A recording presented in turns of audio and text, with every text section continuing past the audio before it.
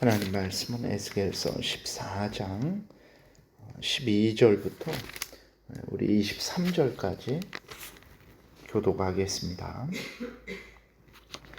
여호와의 말씀이 또 내게 임하여 이르시되 인자야, 가령 어떤 나라가 불법을 행하여 내게 범죄함으로 내가 손을 그 위에 펴서 그 의지하는 양식을 끊어 기근을 내려 사람과 짐승을 그 나라에서 끊는다 하자.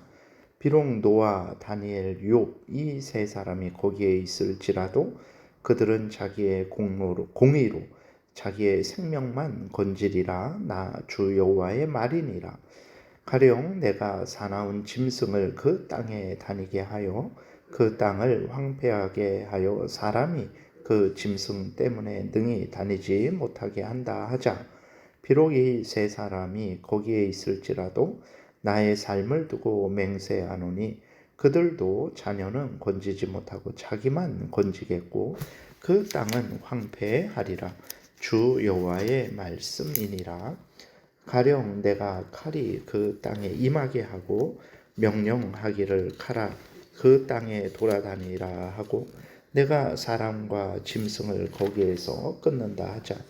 비록 이 세 사람이 거기에 있을지라도 나의 삶을 두고 맹세하노니 그들도 자녀는 건지지 못하고 자기만 건지리라. 나 주 여호와의 말이니라. 가령 내가 그 땅에 전염병을 내려 죽임으로 내 분노를 그 위에 쏟아 사람과 짐승을 거기에서 끊는다 하자. 비록 노아, 다니엘, 욥이 거기에 있을지라도 나의 삶을 두고 맹세하노니 그들도 자녀는 건지지 못하고 자기의 공의로 자기의 생명만 건지리라. 주 여호와의 말씀이니라.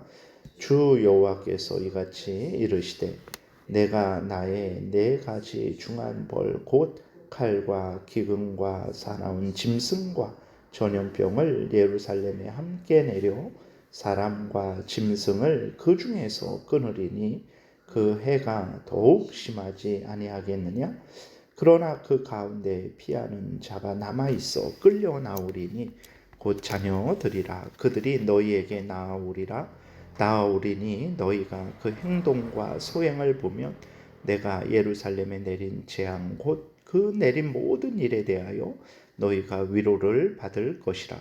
너희가 그 행동과 소행을 볼 때에 그들의 의에 위로를 받고 내가 예루살렘에서 행한 모든 일이 이유 없이 한 것이 아닌 줄을 알리라. 주 여호와의 말씀이니라. 아멘. 기도드리겠습니다. 살아계신 하나님 아버지 감사합니다. 이 시간 하나님 말씀을 우리가 전하고 듣사오니 성령께서 역사하셔서 잘 깨달아 알게 도우시고 또 알려주시는 대로 잘 믿고 따르게 도우소서. 그래서 하나님의 영광을 드러내고 하나님의 뜻을 이루고 하나님 나라를 확장하게 도우소서. 오늘 하나님 앞에 은혜를 구하며 또 많은 그리스도인들이 함께 모여 예배를 드립니다. 오고 가는 발걸음을 하나님 아버지 지켜 주옵소서. 악한 사탄 마귀 틈타지 못하도록 도와 주옵소서. 오직 하나님의 크신 은혜가 있어서 정말 우리가 하나님을 진실로 더 사랑하게 도우시고 이웃을 더 사랑하게 도우시고 또 하나님이 나라에 크신 은혜가 있어서 악법이 입법되지 못하도록 도우시고 예수 그리스도의 복음을 담대히 자유롭게 증거해서 하나님의 영광 드러내며 하나님 나라 확장하며 많은 사람들을 하나님께로 인도할 수 있는 복을 허락하여 주옵소서. 예수 그리스도의 이름으로 기도드렸습니다. 아멘. 오늘 그 본문에 보게 되면 오늘 본문을 통해서 하나님이 말씀하시는 것은 유다 백성들이 범죄를 했기 때문에 하나님이 그 범죄에 대해서는 반드시 벌을 주신다라는 내용을 우리에게 분명하게 말씀을 하고 있어요. 하나님은 공의의 하나님이시다라는 것을 항상 우리 마음에 새겨야 됩니다. 공의의 하나님은 어떤 하나님입니까? 선을 행한 자에게는 상을 주시고 범죄한 자들에게는 반드시 형벌로 갚으시는 하나님이시죠. 그것이 하나님의 공의입니다. 데살로니가후서 1장에서도 보게 되면 하나님을 잘 믿고 섬기는 그러한 데살로니가 교인들을 하나님이 위로하시고 격려하시고 영생으로 갚으시고 또 그 데살로니가 교인들을 핍박하는 그 악인들에 대해서는 하나님께서 영벌로 갚으신다 그랬어요. 그래서 하나님이 이러한 분이심을 우리가 항상 잊지 말아야 됩니다.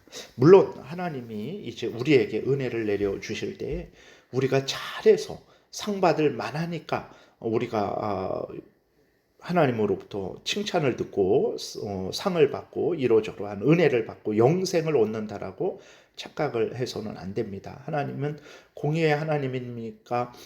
내가 행한 대로 주시는 것 아닙니까? 그러면 내가 잘해서 받는 것 아닙니까? 절대로 아닙니다.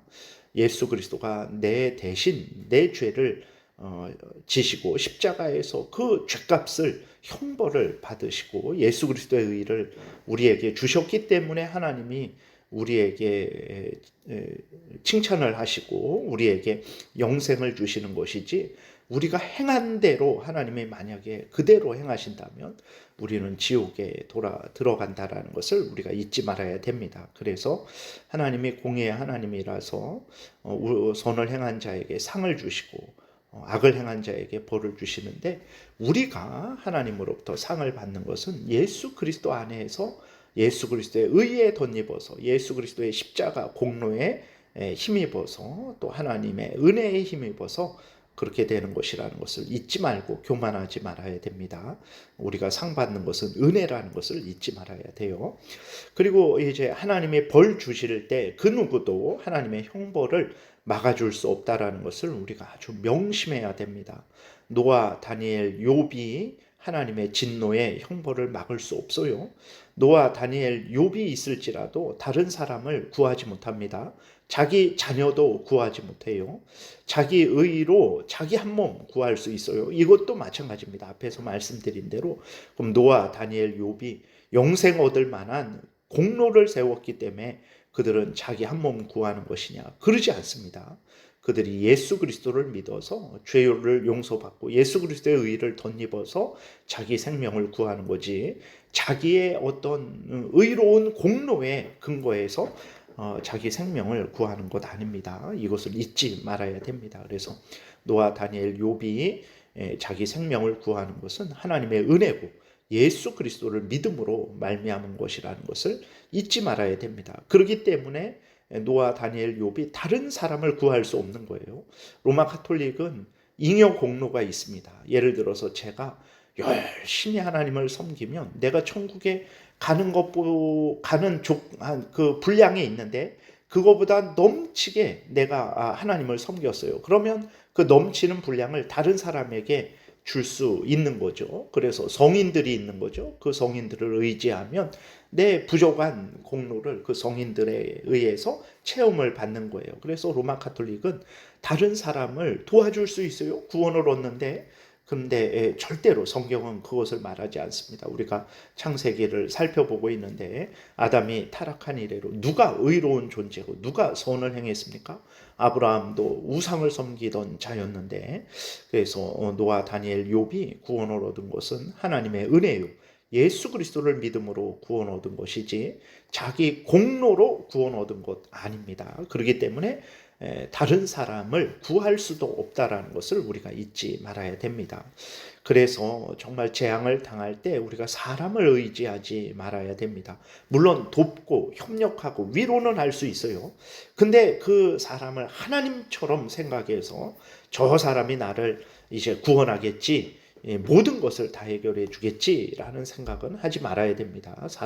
우리는 서로 뜨겁게 사랑하고 정말 서로 짐을 지고 서로 도와야 됩니다. 이것을 부인하는 게 아니고 하나님처럼 사람을 의지하지 말라라는 거예요. 고난을 당할 때, 재앙을 당할 때 오직 하나님께로 나아가야 됩니다. 하나님이 재앙을 주신 분이시기에 그 재앙을 거두실 수 있는 분도 하나님이세요. 그렇기 때문에 우리가 항상 하나님을 의지해야 되고, 또 앞에서 말씀드린 대로 우리의 죄값에 대한 하나님의 공의의 진노의 형벌을 예수 그리스도께서 대신해 주십니다. 그렇기 때문에 우리가 헛된 것을 의지하지 말고 사람을 의지하지 말고 예수 그리스도를 의지해야 돼요. 지금도 하늘에서 우리를 위해서 기도해 주시는 예수 그리스도를 의지해야 됩니다. 예수 그리스도는 우리가 받아야 하는 하나님의 공의의 형벌을 십자가에서 대신 받아 주신 분이십니다. 우리를 살려주시는 분이십니다. 그러므로 항상 어려움을 당할 때, 무슨 일이 있을 때 우리를 구원해 주시는, 우리를 중보해 주시는 예수 그리스도를 의지해야 되는 것입니다. 그 다음에 이제 하나님이 벌을 주시는데 다양한 방법으로 벌을 주세요. 13절에서는 양식을 끊어서 기근으로 사람과 짐승을 끊어버리십니다. 15절에 보게 되니까 사나운 짐승이 많아지게 해서 다른 사람과 짐승들을 끊어버리시죠. 17절에 보니까 전쟁이 임하게 하셔서 사람과 짐승을 끊어버리시고 19절에 전염병을 보내셔서 사람과 짐승을 끊어버리십니다.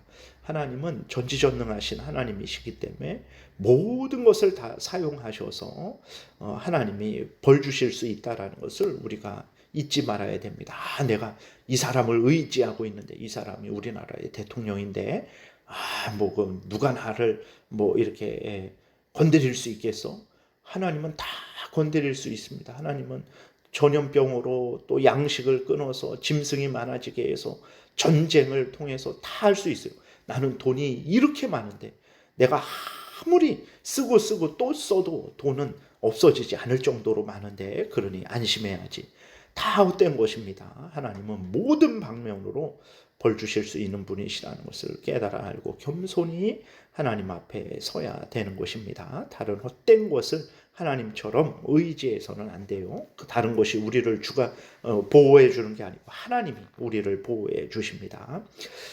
하나님이 이렇게 범죄한 이스라엘 백성들에게 아주 반드시 벌 주시겠다라고 하시는데 그러나 하나님은 은혜로우시고 자비로우시고 노하기를 더디하시고 죄를 용서하시고 다시 회복시키시는 하나님이시기 때문에 이스라엘 백성들을 완전히 진멸하시지 않습니다. 22절 23절 교독하겠습니다. 그러나 그 가운데 피하는 자가 남아있어 끌려 나오리니 곧 자녀들이라 그들이 너희에게 나오리니 너희가 그 행동과 소행을 보면 내가 예루살렘에 내린 재앙 곧 그 내린 모든 일에 대하여 너희가 위로를 받을 것이라. 너희가 그 행동과 소행을 볼 때에 그들의 의해 위로를 받고 내가 예루살렘에서 행한 모든 일이 이유 없이 한 것이 아닌 줄을 알리라. 주 여호와의 말씀이니라. 아멘. 하나님이 이스라엘을 진멸시키지 않으십니다. 계속해서 살아남는 자녀들을 살아남게 하시죠. 그래서 이스라엘이 계속해서 유지하게 하십니다. 그래서 이스라엘을 위로해 주시죠. 완전히 대가 끊기지 않도록 은혜를 주시니까 이스라엘이 위로를 받죠. 그리고 이제 그 재앙을 당하고 나서야 우리들이 잘못했었구나. 우리들이 그렇게 바알신이 아세라신이 우상들이 복주는 줄 알았는데 아무런 효과 없는 돌덩이 나무 조각이었구나. 하나님만이 참된 신이었구나. 우리가 하나님을 거역하고 서로 간에 시기 질투 전쟁하고 하나님의 법을 어겼구나라고 그들이 깨닫고 회개하게 하시는 거죠. 그래서 하나님이 그들을 다시 회복시키시는 거예요. 참으로 복된 하나님이십니다. 이렇게 하나님을 의지하면 정말 죄를 져도 용서를 받고 죄를 지라는 것이 절대 아닙니다. 죄를 져도 용서받고 정말 영생을 얻게 되는 거죠. 누구를 의지해야 되겠습니까? 항상 우리 구주 예수 그리스도, 우리 하나님 아버지를 항상 의지해야 되겠습니다. 기도드리겠습니다. 하나님 아버지 감사합니다. 예수 그리스도를 믿음으로 하나님의 자녀된 것이 이렇게 복된 것이라는 것을 다시 한번 확인하게 됩니다. 감사함으로 열심으로 마음과 뜻과 정성을 다해 하나님을 섬기고 이웃을 내 몸과 같이 사랑하게 도우소서. 항상 하나님의 뜻을 따르게 도우소서. 감사드리고 예수 그리스도의 이름으로 기도드렸습니다. 아멘. 하늘에 계신 우리 아버지요, 이름이 거룩히 여김을 받으시오며 나라의 임하옵시며 뜻이 하늘에서 이루어진 것 같이 땅에서도 이루어지이다. 오늘날 우리에게 일용할 양식을 주옵시고 우리가 우리에게 죄 지은 자를 사하여 준 것 같이 우리의 죄를 사하여 주옵시고 우리를 시험에 들게 하지 마옵시고 다만 악에서 구하옵소서. 대개의 나라와 권세와 영광이 아버지께 영원히 있사옵나이다. 아멘. 지금은 우리 구주 예수 그리스도의 은혜와 하나님 아버지의 크신 사랑과 성령의 교통하심이 항상 하나님을 경외하고 하나님을 의지하고 하나님 뜻대로 살아가고자 은혜 구하며 돌아가는 하나님의 택한 백성들 머리 위에, 그리고 하나님의 은혜를 구하러 모이는 모든 하나님의 자녀들 머리 위에, 그리고 이 모든 대한민국의 교회 위에, 또 대한민국 위에 지금부터 영원토록 함께 있을지어다. 아멘.